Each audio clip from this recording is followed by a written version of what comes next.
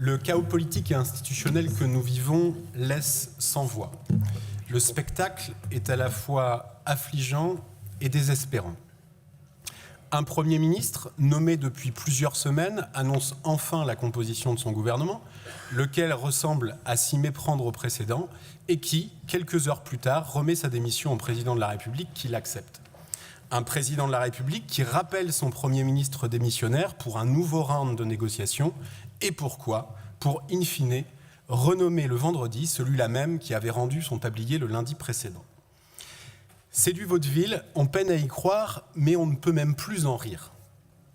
Après sa décision invraisemblable de dissoudre l'Assemblée nationale au risque de livrer le pouvoir à l'extrême droite, après son refus d'appeler au gouvernement une personnalité issue de la gauche et des écologistes pourtant arrivée en tête lors des législatives, après les nominations successives de premiers ministres issus de formations désavouées dans les urnes, Emmanuel Macron, dans son obstination, ne fait qu'ajouter du chaos au chaos.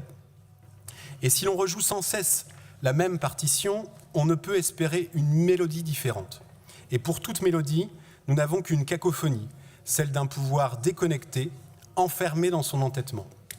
Pendant ce temps, la droite, en pleine faillite morale, fait un pas supplémentaire vers le Rassemblement national. Je vous le dis, il est minuit moins une, et dans ce moment grave, ce qui reste du socle commun semble bien plus préoccupé de sa survie que de l'avenir du pays, des Françaises et des Français. C'est pour tout dire pathétique. Il est temps d'entendre l'aspiration du pays à un véritable changement de cap. De la réforme des retraites à la taxe Zuckman en passant par la loi du plomb, tout montre que nos concitoyennes et nos concitoyens aspirent à davantage de justice. Justice sociale, justice fiscale, justice environnementale. Face à cela, la Macronie et ses alliés apparaissent à bout de souffle, incapables de proposer autre chose que l'austérité et la dérégulation. Mais si la situation nationale appelle un sursaut, regardons aussi ce qui se joue ici en Normandie, car les perspectives offertes par l'exécutif régional ne diffèrent guère de celles qui nous conduisent partout dans l'impasse. Dans quelques semaines, vous le savez, du 10 au 21 novembre se tiendra au Brésil la 30e conférence internationale sur le climat. 10 ans après l'accord de Paris, l'objectif de limiter le réchauffement à plus 1,5 degré n'a pas été tenu. Les émissions de CO2 continuent de progresser et les énergies fossiles constituent encore une part trop importante de notre bouquet énergétique. Les effets du dérèglement sont chaque jour un peu plus évidents. Et ici, en Normandie, l'exécutif régional continue de s'acharner contre les énergies renouvelables. Tartuffe, Tartuffe. Comment ne pas voir la flagrante contradiction consistant d'une part à se prétendre à la pointe du combat climatique et d'autre part à s'opposer de manière aussi systématique aux énergies renouvelables, pourtant indispensables à la transition. Aujourd'hui, le président Morin appelle carrément à faire une pause dans la transition écologique au prétexte que cela coûterait trop cher. Nous le récusons totalement. Investir aujourd'hui dans les énergies renouvelables, la transition écologique et l'adaptation, c'est préparer les économies de demain et garantir notre souveraineté. Et pour le bilan en Normandie, les chiffres parlent d'eux-mêmes. En matière de photovoltaïque, la Normandie est avant-dernière parmi les régions de France continentale. Les puissances nouvellement raccordées en 2025, c'est 2 fois moins qu'en Bretagne ou dans les Hauts-de-France, c'est 3 fois moins qu'en Pays de la Loire. Le tableau n'est guère plus reluisant pour l'éolien terrestre, alors que notre région bénéficie d'un potentiel exceptionnel. La Normandie se classe 9e sur 13 des régions métropolitaines pour la puissance raccordée. Et puisque nous connaissons, Monsieur le Président, la guerre que vous menez contre les énergies renouvelables, notamment le solaire photovoltaïque et l'éolien terrestre, rappelons un instant ce que disent les Français. Un sondage IFOP commandé par Engie en mai dernier montre que près de 2 tiers d'entre eux souhaitent une accélération du développement des énergies renouvelables dans les 5 ans à venir. 84% en ont une image positive et ce chiffre grimpe à 94% chez celles et ceux qui vivent à proximité des installations.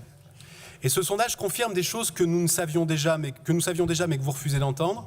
L'énergie solaire est largement plébiscitée, l'éolien terrestre bénéficie de 78% d'opinions favorables, loin devant le nucléaire, 61%, et fort heureusement, bien au-dessus des énergies fossiles. Votre politique ici est donc à contre-temps, non seulement de l'histoire, mais aussi de la société. Et nous avons besoin de politiques qui préparent l'avenir, pas de postures qui nous enferment dans l'inaction et le monde d'hier. Alors, en matière ferroviaire, faut-il revenir sur votre choix d'ouvrir les liaisons régionales à la concurrence, là où, contrairement à ce que vous indiquez, Monsieur le Président, nous aurions pu, comme d'autres régions, prolonger et actualiser la convention existante avec l'opérateur historique. Déjà, cette ouverture à la concurrence, nous le voyons, s'opère à grand renfort de deniers publics, études, travaux, suivi des procédures, personnelles, soit du temps et des moyens qui auraient pu être mobilisés pour une amélioration du service ferroviaire proposé aux Normands. Car de ces dernières années, on retient surtout la fermeture des haltes et des guichets, le déclassement des gares et l'abandon de la quasi-totalité des projets de réouverture de lignes régionales. Avec l'ouverture à la concurrence, la démultiplication des opérateurs n'est pas sans soulever des questions lourdes sur l'organisation et la qualité du service, tout comme sur l'avenir pour précisément, par exemple, l'étoile ferroviaire de Caen, des plus de 350 cheminots qui sont concernés par le transfert. Et je veux le dire ici, pour construire cet avenir, pour construire notre avenir régional, nous aurons besoin de toute l'énergie, de l'intelligence et de la compétence des agents publics et en particulier ici des agents régionaux. Et je veux ici saluer les milliers d'agents de la région qui chaque jour font vivre le service public régional. Et je sais combien les propos du président Morin cet été ont pu être violents lorsqu'il a suggéré de mettre fin au statut de la fonction publique territoriale, une fois encore par souci d'économie et avec, je crois, des mots indignes pour celles et ceux qui servent l'intérêt général. Voilà encore une illustration de la doctrine néolibérale portée par l'exécutif. Il n'y a qu'à voir votre recours tous azimuts au contrat de projet, où la dérégulation côtoie toujours le moins-disant, comme si les droits acquis constituaient un obstacle au bon fonctionnement du service public. C'est tout l'inverse, je crois. Depuis la RGPP, toutes les réformes visant à rationaliser la fonction publique ont conduit à une perte de sens, à la disparition des compétences, à la dévitalisation de pans entiers de l'action publique. Le pari de la contractualisation généralisée, le pari de l'externalisation se paie au prix fort. Lorsque confrontés à des défis sans précédent, nous nous attaquons à celles et ceux dont nous avons impérativement besoin pour planifier les politiques publiques et accompagner leur mise en œuvre. Affaiblir les agents, c'est affaiblir la puissance publique elle-même. Et je veux le dire aussi, cette perte de sens, elle est aujourd'hui palpable dans le mouvement associatif. Ce week-end encore, le cri d'alarme a retenti, ça ne tient plus. Coupe budgétaire, généralisation des appels à projets au détriment des conventions pluriannuelles, crise du bénévolat, les associations sont en souffrance. Trop souvent, elles sont contraintes de passer du statut de partenaire à celui de prestataire pour survivre. Dans nos villes et dans nos communes, dans nos quartiers et nos villages, les associations sont pourtant le ferment du vivre ensemble. Partout, elles tissent des liens et créent des solidarités.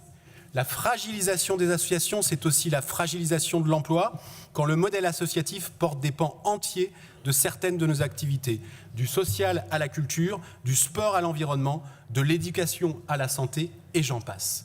Ce cri d'alerte, mesdames et messieurs, doit être entendu par notre collectivité.